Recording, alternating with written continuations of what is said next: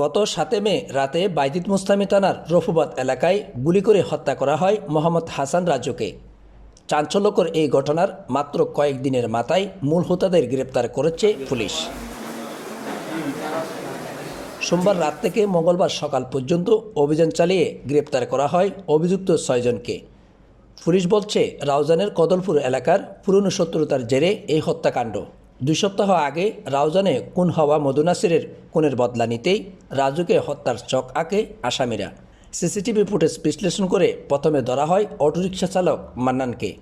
এরপর একের পর এক বেরিয়ে আসে বাকিদের নাম। এটা একটা পূর্ব পরিকল্পিত হত্যাকাণ্ড এবং এই হত্যাকাণ্ডের দীর্ঘদিন বিশেষ করে মনে করেন গত 2 সপ্তাহ ধরে পরিকল্পনা হয়ে আসতেছিল। আর এই যে ভিকটিম, সে 3 দিন আগে তার বোনের বাসায় বেড়াতে এসেছে এবং তাকে এখান থেকে এই আব্দুল করিম সাপোর্ট দিয়ে তথ্য প্রচার করে আব্দুল করিম শুটিং স্পটে উপস্থিত থেকে তার মৃত্যু নিশ্চিত করে এবং আব্দুল করিমকে জিজ্ঞাসাবাদে হত্যাকাণ্ডে যারা যারা জড়িত ছিল প্রত্যক্ষ পরোক্ষভাবে এবং হত্যাকাণ্ডের ঘটনার দিন যারা ব্যাকআপ টিম হিসেবে ছিল তাদেরকে আমরা ইনশাল্লাহ গ্রেপ্তার করতে সক্ষম হয়েছি। এদিকে রাজু হত্যায় ব্যবহৃত বুলেটের আঘাতে এখনও লাইফ সাপোর্টে লড়ছে শিশু রেশমি। মানুষের দুশ্মনী থাকতে পারে, সেগুলোর মাঝখানে আসে আমার বোনটা আজকে এই অবস্থায় মৃত্যুর সাথে লড়াই করতেছে। আমার বোন যে বর্তমানে যে কষ্টটা পাচ্ছে বা ও যদি সুস্থ হয়ে যায়, আমার বোনটা পাগল থাকবে।